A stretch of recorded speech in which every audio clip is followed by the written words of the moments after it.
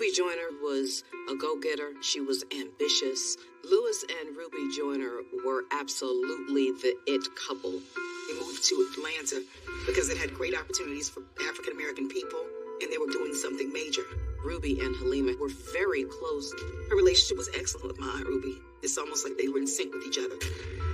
Halima Jones was gifted in teaching. She was just a woman that everybody loved in the community.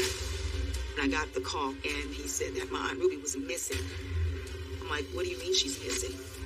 Everybody was looking for that blue van. When the blue van showed up immediately, people started to wonder if this was going to turn out bad. You look through the window, you could see a foot. You compare the condition of these two bodies. These two women died under different circumstances. There was no gun, no shell casings, no DNA. What was this? Was it foul play? We discovered that there is illegal narcotics.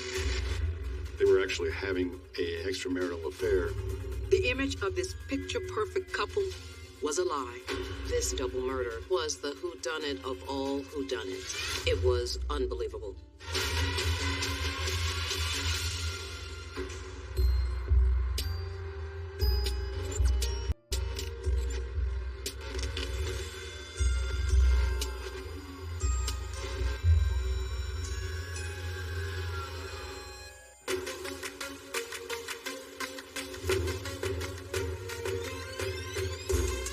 The exclusive enclave of Peachtree City, Georgia, is a 30-minute drive south of Atlanta and is home to many of the area's wealthiest residents. Peachtree City absolutely attracted entrepreneurs because it was a beautiful place. Hundreds of golf cart communities, posh living, beautiful neighborhoods, kids everywhere. Just an absolutely beautiful place just south of the city of Atlanta. But Peachtree City's idyllic reputation for luxurious living is shaken by a terrifying mystery on the morning of November 15th, 1995. John Dunbar, who was the common-law husband to Halima Jones, called the Peachtree City Police Department to report his wife missing. She had not returned from a trip to Sears that she was supposed to have taken with Ruby Joyner the previous night. Dunbar explains to police that his wife Halima and Ruby are good friends. He says that before reporting them missing, he spoke with Ruby's husband, Lewis. John Dunbar called Lewis asking about if Halima was there, if Ruby was there, where they at. Lewis Joyner was in New York on a business trip and told John that Ruby was not home either. It was pretty clear that something was amiss. Mr. Dunbar reported that Halima Jones's blue minivan was the last vehicle that she was seen driving, and that vehicle was also missing. Peachtree City Police Department then puts out a BOLO for this particular van. As Atlanta authorities search for Halima's blue minivan, Ruby's husband, Lewis, reaches out to her family in Myrtle Beach. I got the call from my Uncle Lewis. I was very surprised. He said that my Aunt Ruby was missing. That was weird to me. I got a feeling that something's not right. My Aunt Ruby was a quiet person, very loving. Her passion was always just helping people and doing things for people. There was 13 of the children, and she was the baby girl. And we had a very close relationship. I would talk to Ruby probably every day on the phone. Ruby she walked into a room, she just lights up a room. Her personality, she was very caring. My auntie was from North Myrtle Beach, South Carolina. Right out of high school, she moved to New York City to have a better life, better employment. While living in New York, Ruby met and fell madly in love with Lewis Joyner. They were married shortly thereafter. Their relationship was very loving. It was the kind of relationship that I wanted. Everyone really became to love Lewis because Ruby loved this man. So we loved Lewis. In 1994, my uncle and aunt moved from New York City to Peachtree City to open a business here because Atlanta had great opportunities for African American people, and they wanted to take advantage of that. Lewis and Ruby Joyner $100,000 in their personal savings and purchased Gooch Moving and Storage. It would go on to become $1 million business. They had bought a nice home in Peachtree City. And they became very affluent people living the American dream. Lewis and Ruby Joyner were absolutely the it couple. I mean, they were in Black Enterprise magazine. And when you made it to Black Enterprise magazine, then we knew that you actually really made it. With Ruby's newfound wealth, she was invited to join an elite social club where she met the woman who would become her best friend, Halima Jones. Halima stood out. She was a very nice-looking young lady. I met Halima in some of those social settings, at some of the parties. Nice lady, beautiful lady. She was in a relationship with one of their other friends. Halima Jones was an educator. She was a teacher at Parks Middle School in Atlanta. She was gifted in teaching children with behavioral issues. She was well liked, well respected. She climbed the ladder at Parks Middle School and became the assistant principal there. Halima had 2 sons, ages 13 and 8, with her partner, John Dunbar. Halima Jones and Ruby Joyner were loved in the community. As news of the disappearance spreads, Ruby's loved ones take action. We all got in cars and we drove to Atlanta to find my Ruby. That was all we thought about. We went to Peachtree City. We went places that we knew that she frequented. We rallied together as a family. We thought we were coming to Atlanta and we were going to find her. As panic sets in, Ruby's family desperately searches the Atlanta area for the 2 women as investigators formulate a strategy. The family said that they're not one to just fly off the handle and go do something spontaneous. Ruby and Halima had planned to go to Sears. Neither one of the women would take off and go somewhere else or deviate from plans, especially plans that were as simple as going to a store. Detectives start their investigation by visiting the place Halima and Ruby were supposedly headed, Sears. Detectives interviewed the employees that were working the night that Ruby and Halima were alleged to have gone to the store. We showed photographs of the women. Nobody recognized them. After hitting a dead end at Sears, 24 hours pass with no sign of the missing women. So police enlist the media for help. Police are asking the public if they have any information about the whereabouts of Ruby Joyner and Halima Jones. They were last seen driving this blue minivan in Peachtree City. It was a pretty intense investigation from the very beginning. Law enforcement leaned on us in the media in an effort to get a bolo of the particular car. And then GBI was involved, and Atlanta Police was involved. Peachtree City Police was involved. It was all hands on deck. As the days roll by, Atlanta PD and the women's families frantically hunt for the 2 friends, all to no avail.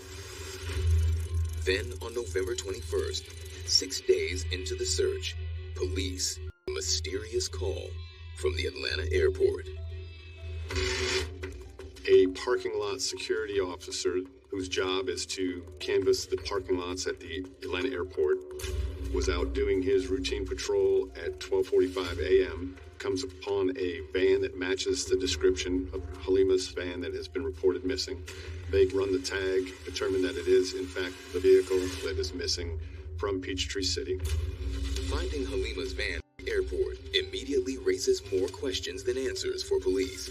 Did these 2 women fly off somewhere together, or are they the victims of foul play? This was the van that everyone had been looking for. Immediately, people started to wonder if this was going to turn out bad.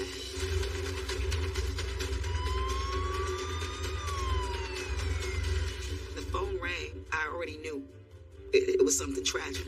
We opened the door. It was shocking. She appears to have been severely beaten. They couldn't find any forensics. Law enforcement found out that this pretty picture wasn't at all the truth.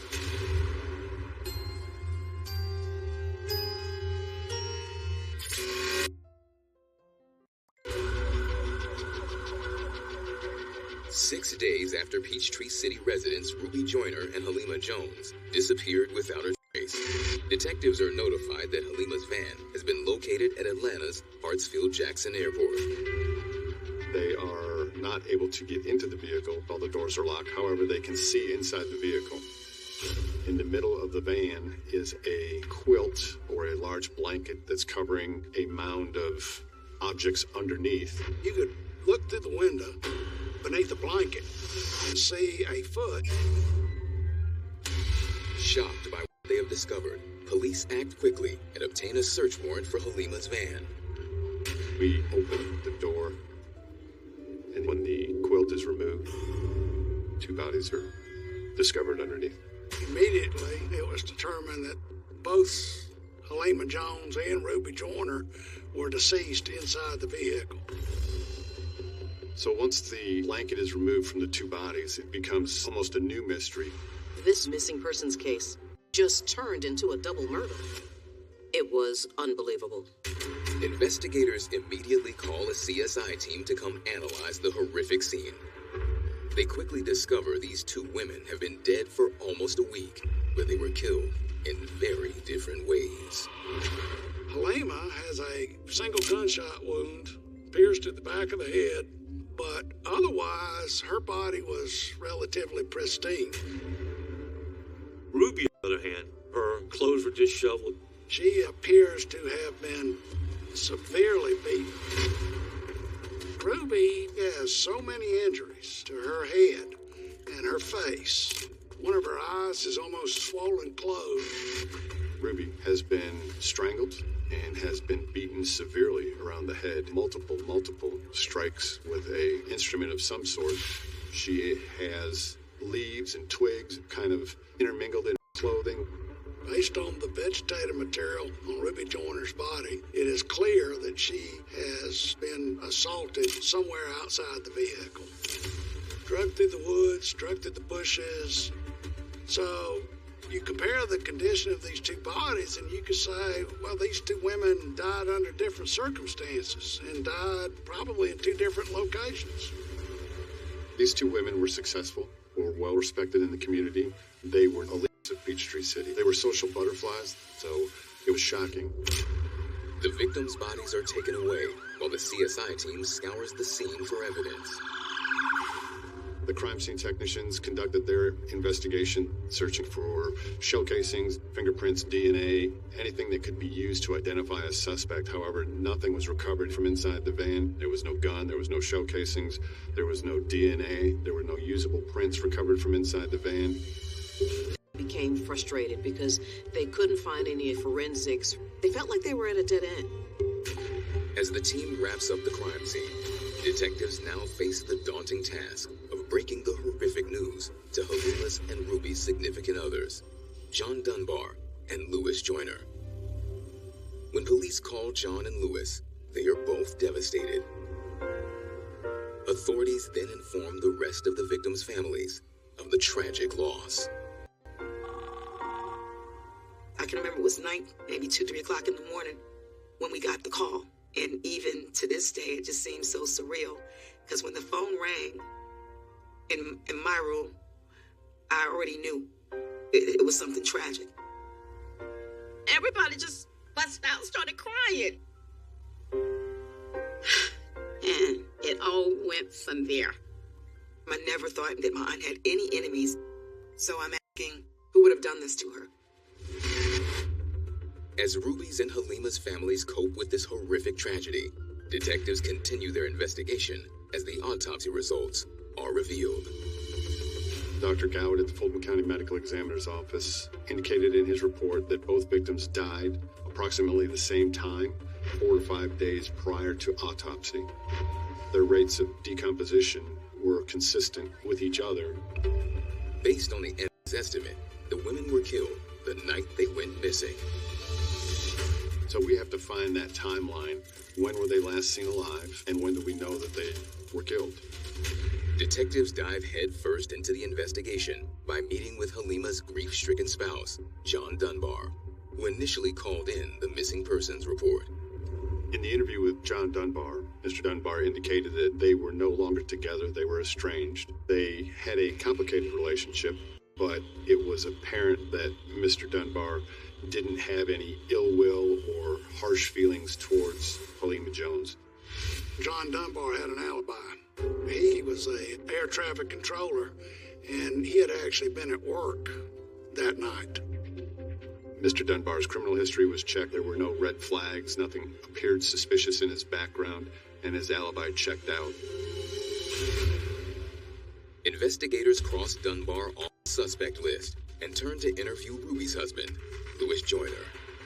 Louis Joyner had been in telephonic touch with Peachtree City detectives because he was in New York City on business. We attempt to make contact with Mr. Joyner to conduct an interview with him, and now we were unable to make contact with him. Initially, Louis was communicating with detectives. But now, days later, Louis does not answer their calls and seemingly has disappeared. For days, the Peachtree City Police Department called Mr. Joyner, but he is not getting it back to them. They cannot find him anywhere. He is nowhere to be found. Detectives immediately reach out to the family, but no one has seen or heard from Louis in the last day or two. He is all but vanished. Is it possible that something has happened to him, and that's the reason we can't contact him? We now become concerned as to, is Mr. Joyner another victim that we haven't found yet? Is Mr. Joyner going to turn up dead?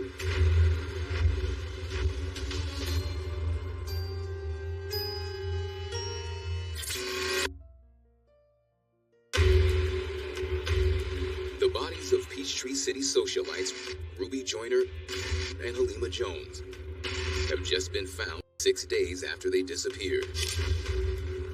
As authorities attempt to connect with Ruby's husband, Louis, they discover he has vanished. Police are now concerned. Is it possible they have another murder on their hands? So we go to the Joyner home. We have obtained a search warrant to get into the house to make sure that he's not in there and dead or in need of medical assistance. A search is conducted. Mr. Joyner is not located in the house.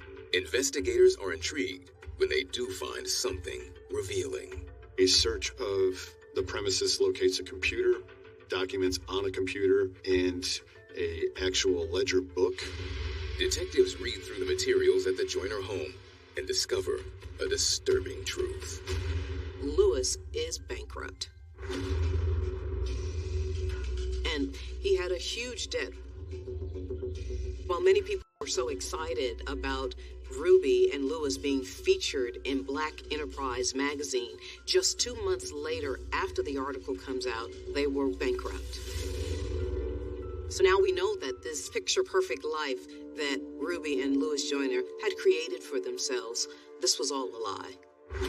But were Louis and Ruby hiding any other secrets? Police discovered reference to a particular storage unit.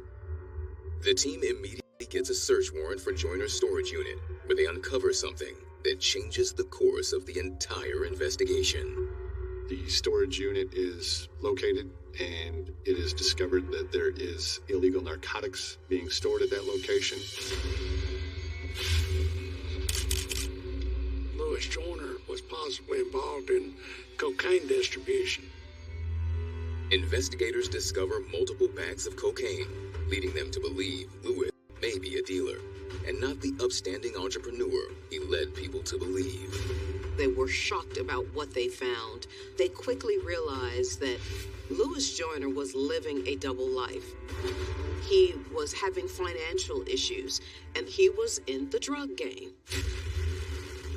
The ledger we found during the search of the premises indicates that Mr. Joyner became accustomed to a lifestyle that needs to be financed through illegal means and did owe a substantial amount of money to people involved in the world of narcotics.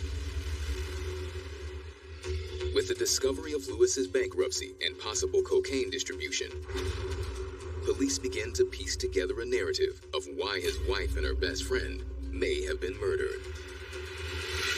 One of the theories of what possibly could have occurred was that the disappearance of these two women was somehow connected to Louis Joyner's involvement in cocaine distribution.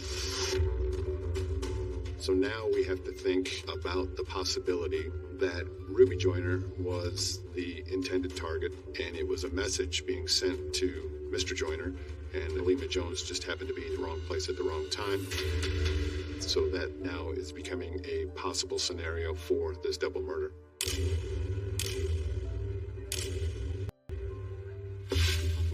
Now 10 days into the investigation, the clock is ticking to find Lewis, so the team takes a different approach. They put out a nationwide warrant for his arrest for drug possession. This would get him taken into custody if he had an encounter with law enforcement.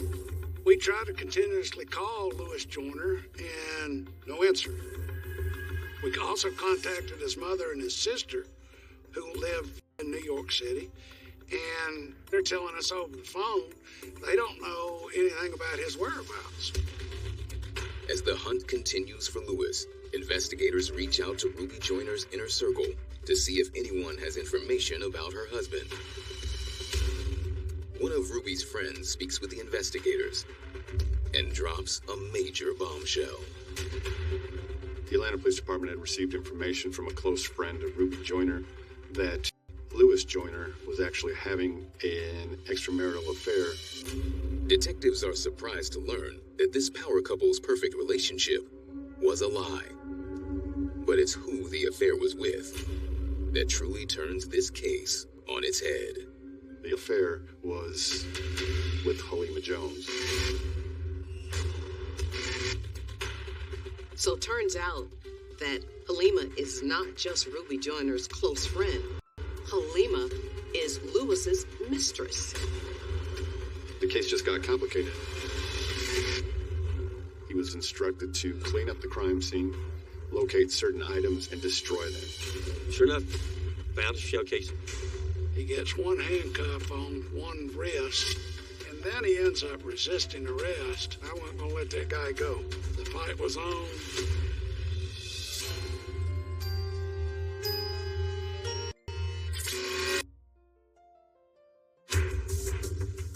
1 week into the murder investigation of Peachtree City socialites Ruby Joyner and Halima Jones, Atlanta detectives get a shocking tip. Ruby's husband, Lewis, was having an affair with Halima. After the information comes in from the friend of Ruby Joyner, indicating that there's a possible love triangle, now we have to kind of step away from the narcotics end of this investigation for a short time and do a little deep diving into this possibility that it's a love triangle and crime of passion. The one man who can shed light on whether this double murder was a result of a lover's quarrel or a drug debt gone bad is Lewis Joyner, but he's nowhere to be found. We still haven't been able to locate Mr. Joyner and interview him to any of these possibilities. We now start reaching out to people that know Mr. Joyner, see if they've had contact with Mr. Joyner, and try and get one or more of his friends to make contact with him and encourage him to call the Atlanta Police Department. With nobody in Lewis's inner circle providing any leads, the team reaches out to the media once again, but this time to search for Lewis Joyner. Of course, in 1995, you didn't have the social media blitz that I can only imagine what it would have been like today. But even it was on the news, on every TV station. This case attracted a lot of attention, a lot of news media. Joyner's 48-year-old husband, Lewis, left town on business last Friday. Warrants are now out for his arrest on drug charges, and police are eager to talk to him about the murders. The media blitz quickly pays off, and a day later, police get a call from a woman who says her husband is close with Lewis. The wife of a Jeff Lester contacted law enforcement and reported that Jeff Lester was friends with Lewis Joyner. She said that Jeff met with Lewis Joyner in New York City. She didn't have any specific information, but she knew that it had something to do with the discovery of these two women's bodies. She said she didn't want the father of her children being involved in a murder investigation. Lester's wife tells police that he is currently on a plane to Atlanta. Detectives immediately head to meet him at the airport and take him to headquarters for questioning. As law enforcement is talking to Lester to see if he knew anything about the crime, he pushes back and says he doesn't know a thing about it.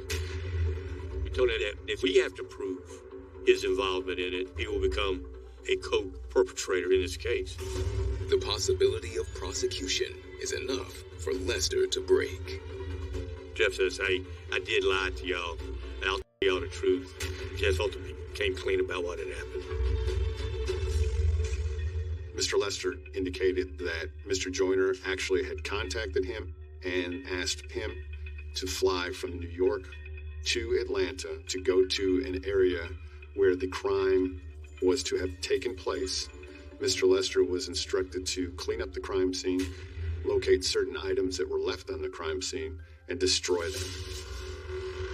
Lester Joyner indicated that his wife, Ruby, shot Halima Jones as a result of the love triangle, and that Ruby Joyner then turned the gun on Louis Joyner and attempted to shoot him at the same crime scene. Joyner indicated that he ran, Ruby chased him, shooting him, and then when he got into the woods, there was a fight, and Louis Joyner beat Ruby Joyner, killing her in self-defense, according to Louis Joyner. But detectives aren't buying the story of self-defense. Why would somebody who is claiming self-defense first not report it? Second, the injuries that Ruby Joyner's body sustained indicated that it was more of a intended assault. If you're defending yourself, you defend yourself until the threat is gone. But this one went far, far beyond beating somebody to unconscious. Lester tells investigators Louis skipped town to New York immediately after the killings, and then asked him to go to the crime scene to clean it up. So with the instructions that Mr. Lester had received from Mr. Joyner, Mr. Lester was unable to locate the crime scene when he came to Atlanta. Mr. Lester relayed the same information to the Atlanta Police Department. What was described was an outdoor scene in the noise abatement area around the Atlanta Airport runway extensions in College Park. The team immediately rushes to the area Lester described in hopes that they'll finally locate the scene where Ruby and Halima were killed. It's an old neighborhood that had been bought out by, I believe, the FAA, as it was on the flight path of Atlanta Airport, the world's busiest. So the entire neighborhood moved out. It was just an old abandoned neighborhood. Police carefully search the area and discover a clue. What we're looking for is any evidence of this being the actual crime scene. We start looking, and sure enough, found a shell casing. And then found a second shell casing. There was a trail of shell casings going down the street. And they were .380 caliber bullets. The casings are from the exact same type of bullets used in the murders. The team follows the trail of shell casings. They lead towards a matted down area in the woods, and there we find a big blood stain in the grassy area, along with a woman's sweater. It had been exposed to the elements for 2 weeks, but it was obvious to us that it was a woman's sweater. But did this sweater belong to Ruby Joyner or Halima Jones? Investigators know if they can prove this sweater belonged to one of the two victims, they will have found their crime scene. We immediately transported it to Ruby Joyner's family members first, in hopes of getting it identified as possibly hers. They showed it to us and it was like, that's Ruby's. That's Ruby's. That's what Ruby Joyner was wearing on the night she went missing. With the sweater identified as belonging to Ruby, investigators have now solved a major piece of this case's puzzle. We now believe we have located the initial crime scene connected to the double homicide. We had found where Ruby Joyner was murdered.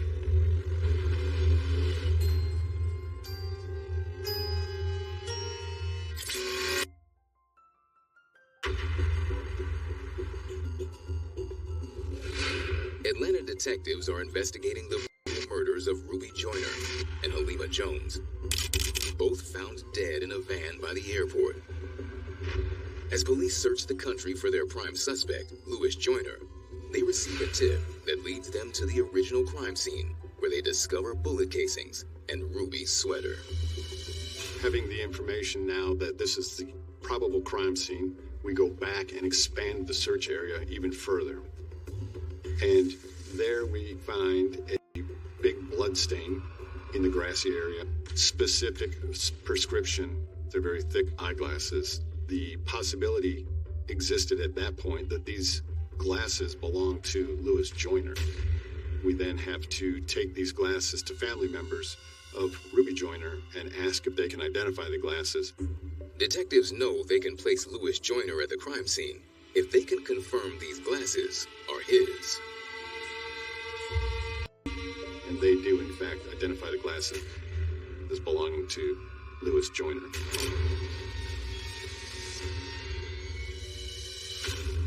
We now have definitive forensic evidence linking Louis Joyner to the crime scene. Now, nearly 3 weeks into the investigation, police finally have their prime suspect, Louis Joyner. Detectives move quickly as they are now searching for a potential killer, so they immediately head to New York City, Joyner's last known location. He could be anywhere in New York. So to get him rounded up and in custody is really important to us. That's urgent. So we made contact with the New York City Police Department, the 100 precinct, and we garnered their assistance in tracking Louis down. The team's first order of business in New York is speaking with Louis Joyner's mother, who lives in Brooklyn. We spoke to her. She said she hadn't heard from him. I said, well, we know he's up here, and we need to talk to him. Because we don't want him to do harm to himself or harm somebody else. She didn't provide us any information on him whatsoever.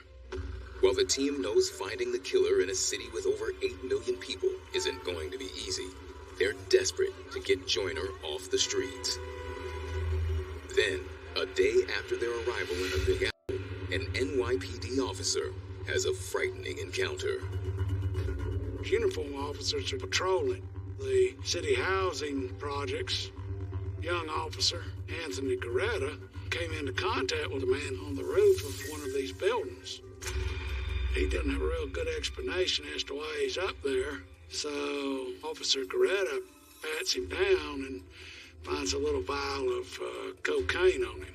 He decides to arrest him. He gets one handcuff on one wrist, and then he ends up resisting arrest.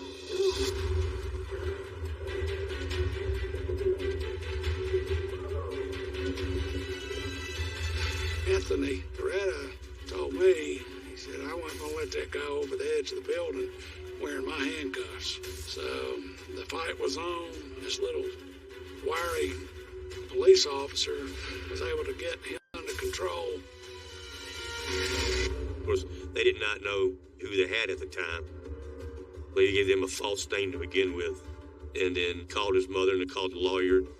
NYPD discovers they have just arrested Louis Joyner. They immediately contact Atlanta detectives who rush to the Harlem precinct to interview their prime suspect. Louis Joyner was in a holding cell when we arrived, and when I went and opened the door, looked into him, said, yep, that's Louis Joyner. He was under arrest for the murder of Halima Jones and Ruby Joyner, and he's getting extradited back to Georgia. And closed the door, and that was it. I didn't need to talk to him. We knew that Louis Joyner was our perpetrator. After 2 weeks of searching, Louis Joyner is finally arrested and charged with the murders of Ruby Joyner and Halima Jones. He maintains his innocence and pleads not guilty. When they apprehended him, I couldn't do nothing but cry because I couldn't believe he had taken Ruby away from us like that. I thought, I'm going to see that my aunt get justice. The prosecution prepares for trial and puts together their theory of what happened the night of the horrific killings. We think the motive was that Louis and Halima were having an affair, and that Louis is planning on killing Ruby. The two women and Louis are outside the van. Louis has terrible eyesight. Louis goes to shoot Ruby.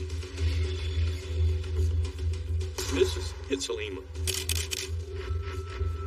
Ruby realizes, what the hell, takes off running. Well, he's shooting at her.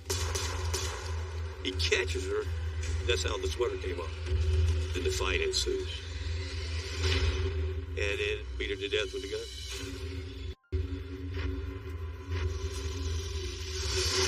Armed with a motive and a mountain of forensic evidence putting him at the crime scene, Louis Joyner goes on trial for double homicide, 9 months after Ruby Joyner and Halima Jones were found dead. At trial, Louis Joyner maintained his self-defense claim, indicating that his wife, Ruby, shot and killed Halima Jones. And then, in defense of his life, he was forced to attack and kill his wife, Ruby Joyner. Could he convince a jury that he was not responsible for Halima's and Ruby's death?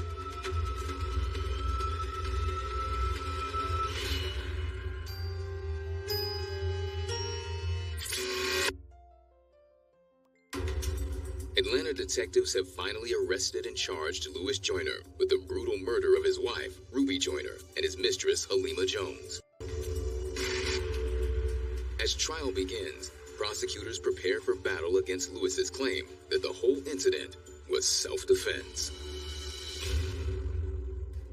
Prosecutors really poked holes at his entire theory because Louis claimed that he did all of this in self-defense, yet he went on the run. Why would he run? Why wouldn't he just tell detectives the truth? Prosecutors also utilized the forensic evidence to tear apart Louis's far-fetched story. He claimed that Halima Jones was shot in the van by Ruby Joyner. That was debunked by the physical evidence that was not recovered from the van itself. He's putting up a self-defense claim, but it was clear the injuries that Ruby Joyner sustained were rage overkill, and they were over the top. But we know that's not what happened. He beat her so bad we couldn't even show her body. Her skull was busted. Her skull was busted. Her death was extremely brutal. They're not the kind of injuries sustained in a self-defense. So, none of that added up to what Louis Joyner was contending. When I saw Louis, he showed no emotions. None. No empathy, no sympathy, no nothing towards us. And like Ruby meant nothing to him all those years. She meant nothing to him. How can you do this to someone who you claim you love and you know she loved you? How could you do that? After an 8-day trial, the defense and prosecution rest, and the jury is sequestered for deliberations. Oh my God, we was just waiting around and everybody's just like on pins and needles. Could Louis convince the jury this was self-defense? Could he convince them that it was Ruby who killed Halima? But when the jury reaches a decision, they give the court a surprising verdict. Louis Joyner was convicted. He was convicted of the murder of his wife, Ruby Joyner, but he was not convicted of the murder of Halima Jones. It's not that the jury believed that Louis Joyner was not responsible for Halima Jones's death. It's that the state didn't prove beyond a reasonable doubt that Louis Joyner had murdered Halima Jones. But despite being acquitted for the murder of Halima Jones, Louis Joyner was sentenced to life in prison. He will never see the light of day outside of prison again. Oh my God, that was the best news. My grandmother was happy, but she was still sad. She was like, he took my baby's life. He took my baby's life. She was happy that he was going to jail and, he got life.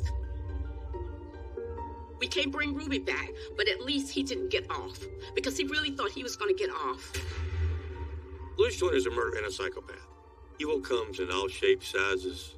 Evil is evil.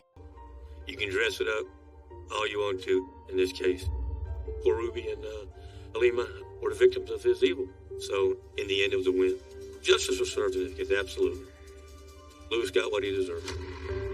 With Louis Joyner sentenced to life in prison, Halima's and Ruby's families must now cope with the fallout from their unimaginable loss. loss of Aunt Ruby, it tore the family apart. A lot of lives were destroyed. It caused me not to be able to thoroughly love, to be able to thoroughly trust. It thoroughly changed my life. My Aunt Ruby, she never saw no bad in you. She's just, the energy, the love, just the person that she was. I miss her so much. I really do.